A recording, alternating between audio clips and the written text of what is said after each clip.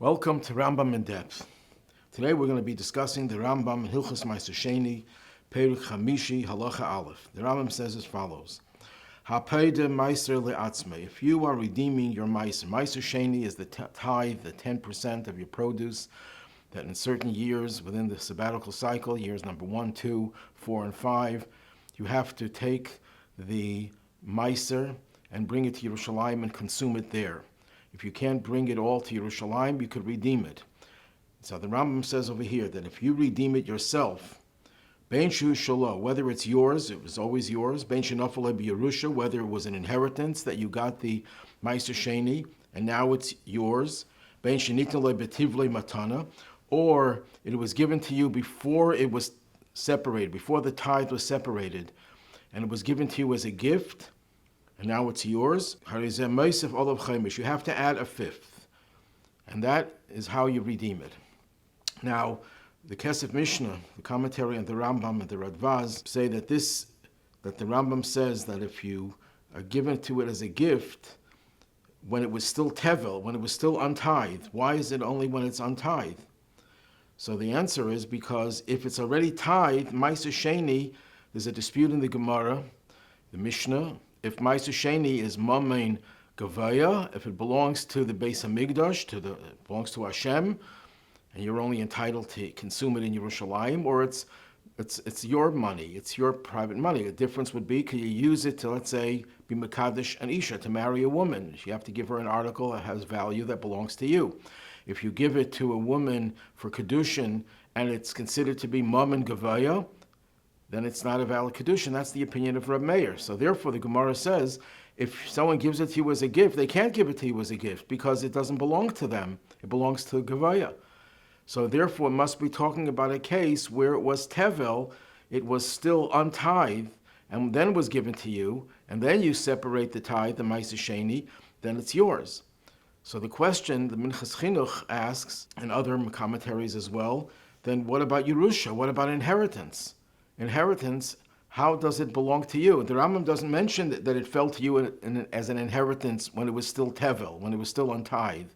He just says, b'shenafalei b'Yerusha, means that even when it was tithed, it belongs to you. So how could that be? So the simple answer is that there's a Teres Kainim in Parshas B'chukaisai, says, v'im goel yigal, uses a repetitive expression, if you will redeem it. The Rabbi says hayerush. This includes a yerush, someone who inherits the Maaser Sheini.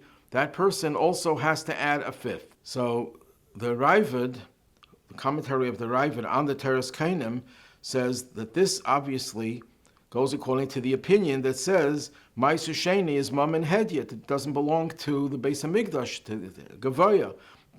It belongs to the Hedyet, to the average person, the person whose field it is. He is the owner, and he could use it to be Mekadesh Isha, and therefore the Yerush as well can own it, really owns it, and therefore has to add the fifth. But then the Ravid adds, Inami, another explanation, Afilu the Rabbi Meir, the Mamein Gavayahu, even according to Rabbi Meir, who says that it's Mamein Gavaya, it's not Mamein Hedyet, over matana the matzah, and you can't give it to a person as a matana, as a gift. It's not yours to give as a gift. But Yerusha is different. Why? The Yerush b'makam avkai, because the heir takes the place of the father. He's not purchasing it from the father. He takes the place of the father.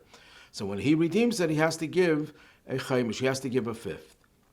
Now, what's the explanation of the second explanation of the Ravid? That means we have a pasuk over here that seems to suggest that Yerush is different. Why is it different? So the Chedushi Hagriz, Velva Brisker, brings from his father, Reb Chaim Brisker, that he says that when we say Maaser Sheini is Mamein Gavaya, that doesn't mean that you don't have bailus, you don't have ownership, that you're no longer the owner. What it means is that because the Maaser Sheini has Kedusha, in terms of it belonging to Gavaya, it has a spiritual Kedusha, therefore it takes away, it deprives you of the ability to use it for other things. It's not that you're not the owner of it anymore, but you're deprived from using it for other things. And that's why he explains, the Rambam, when he talks about Kedushin, that you can't use it to marry a woman. This is what the Rambam says in Hilchos Ishus, Perek Hei Halacha Daled. Kid should be Maaser Sheini. If a man marries a woman, giving her Maaser Sheini, Eina Mekudeshes. She's not married. Why? You could have just said because it doesn't belong to him. Eina Shalai. He says no. Lefisha Ein Leilasis by Shar Chevtzav. Achi is Chalal. He's not permitted to use it for his other needs until it's redeemed. Shneba b'Maisel Hashemhu, it belongs to God. He could have just said it's not his. It's Mam and Gavaya, but the Rambam doesn't say that. He says that the fact that it belongs to, it's Mam and Gavaya, means that the Torah says it should be used for certain purposes that precludes using it for other purposes, for marrying a woman with it. But it's not because it doesn't belong to you. Therefore, when is it a problem? When is the fact that it doesn't have, you don't have the right to use it for other things? That applies when you give a matana, when you marry a woman. You can't, the holiness of the Maaser Sheini takes away your ability to use it for other things. But when it comes to Yerusha, it's different. And what does Reb Chaim explain? Because Yerusha is not that you're using it for something. Yerusha is automatic. Yerusha is something that midid memela v'lehava k'mechira. Mechira is an act of bailus. You're showing your ownership of it, and therefore, when you're showing your ownership, you're negating the fact that Maaser Sheini has to be used for something else, not for your ownership. Even though you're the owner, but you can't show that you're using it for your own personal needs because it's intended for the purpose of bringing it to Yerushalayim or redeeming it and using it there. But Yerusha, you're not demonstrating that you're doing something with it that contradicts the use of Maaser Sheini because you're not doing anything. It's an automatic thing. That's how he explains the Rambam Shita that Maaser Sheini, even though it's Mam and Gavaya, as the Rambam himself rules in Perek Gimel, nevertheless, if you inherit it, you have the ability to inherit it. Shmuel Rozovsky, in the Sefer on Masechta Kedushin, he explains another Gemara in Menachos, Daf Pei Beis Amud Aleph. The Gemara in Menachos has Machlekes over there, but the Gemara quotes Rabbi Yochanan. If a person says, Hamatvis Mois Maaser Sheini l'shlamim, he takes the Maaser Sheini and he says, I want it to be acquired by shlamim. I want it to acquire the status of shlamim, of a peace offering. So Rabbi Yochanan says, Kani, it's a valid acquisition, and it now has the kedusha of shlamim. You can't use it for anything else. Normally, Maaser Sheini you could use for your own personal uses, such as eating it, consuming it. But now that it was designated for shlamim, it becomes a shlamim. That's one opinion. Rabbi Elazar Aimer Leikani. Rabbi Elazar says Leikani. So the Gemara says that everyone agrees that if you say it's mam and hedyet, that it's certainly kani, you acquire it for shlamim. It becomes a shlamim.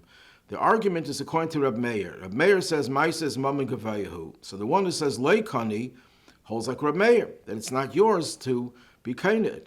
What about the one who says kani, that it does become a shlamim? It's used for shlamim. He says since Maaser is, what is Maaser used for? What are you supposed to do with Maaser? You're supposed to buy food with it. If you redeemed it with money, you have to buy food. And the ideal food to bring is an animal for a korban shlamim.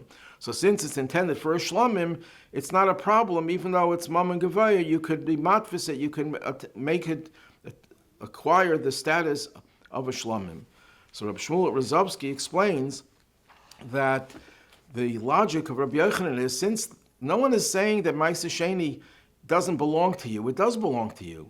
But if you're using it for something that contradicts the Torah's suggested uses or mandated usage, then you have no power to do that.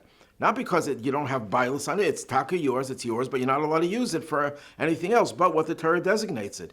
But to say that a shlamim is a contradiction to the usage, you can't say, because what are you supposed to do with Maaser Sheini? You're supposed to buy shlamim with it, ideally. So how you can't say that shlamim is a contradiction to the usages of the Maaser Sheini. Therefore, it's acquired. This is all based on Reb Chaim's premise that Maaser Sheini, even if we say mam and gavaya, doesn't mean that you don't have bailus, you don't have ownership. It means that you can't use it for anything else but what the Torah suggests or mandates that you use it, and therefore it precludes using it for other things.